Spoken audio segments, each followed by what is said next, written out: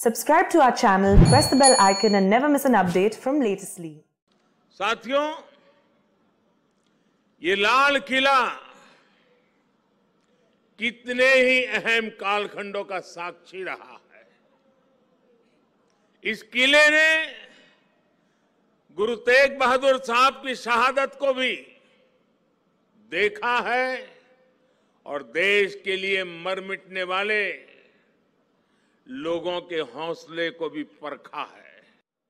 साथियों, हमारे गुरुओं ने हमेशा ज्ञान और अध्यात्म के साथ ही समाज और संस्कृति की जिम्मेदारी उठाई। उन्होंने शक्ति को सेवा का माध्यम बनाया। जब गुरु तेग बहादुर साहब का जन्म हुआ था तो गुरु पिता ने कहा था, दिन रक्ष संकट हरण, दिन रक्ष संकट हरण, यानी ये बालक एक महान आत्मा है।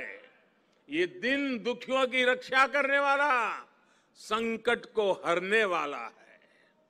इसलिए श्री हरगोविंद साहब ने उनका नाम त्यागमल रखा। यही त्याग गुरु तेग बहादुर साहब ने अपने जीवन में चरितार्थ भी करके दिखाया। गुरु गोविंद सिंह जी ने तो उनके बारे में लिखा है, तेग बहादुर सिमरिये घर नौ निधि आवे धाई, सब थाई होई सहाय।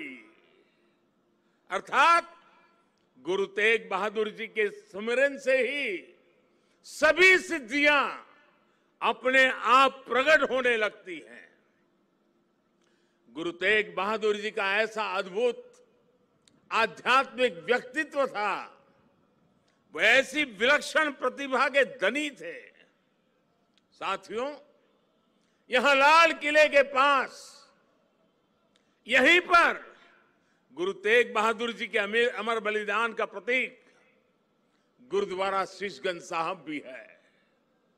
ये पवित्र गुरुद्वारा हमें याद दिलाता है कि हमारी महान संस्कृति की रक्षा के लिए गुरु तेग बहादुर जी का बलिदान कितना बड़ा था। उस समय देश में मजहबी कट्टरता की आंधी आई थी। धर्म को दर्शन, विज्ञान और आत्मशोध का विषय मानने वाले हमारे हिंदुस्तान के सामने ऐसे लोग थे जिन्होंने धर्म के नाम पर हिंसा और अत्याचार की पराकाष्ठा कर दी थी। उस समय भारत को अपनी पहचान बचाने के लिए एक बड़ी उम्मीद गुरु तेग बहादुर साहब के रूप में दिखी थी। औरंगजेब की आतताई सोच के सामने उस समय गुरु तेग बहादुर जी हिंद दी चादर बनकर, एक चट्टान बनकर खड़े हो गए थे। इतिहास गवाह है कि वर्तमान समय गवाह है और ये लाल किला भी गवाह है कि औरंगजेब और उसके जैसे अत्याचारियों ने भले ही अनेकों सिरों को धड़ से अलग करा, लेकिन हमारी आस्था को वो हमसे अलग नहीं कर सका। गुरु तेग बहादुर जी के बलिदान ने भारत की अनेकों पीढ़ियों को अपनी संस्कृति की मर्यादा की रक्षा के लिए, उसके मान सम्मान के लिए जीने और मर मिट जाने की प्रेरणा दी है।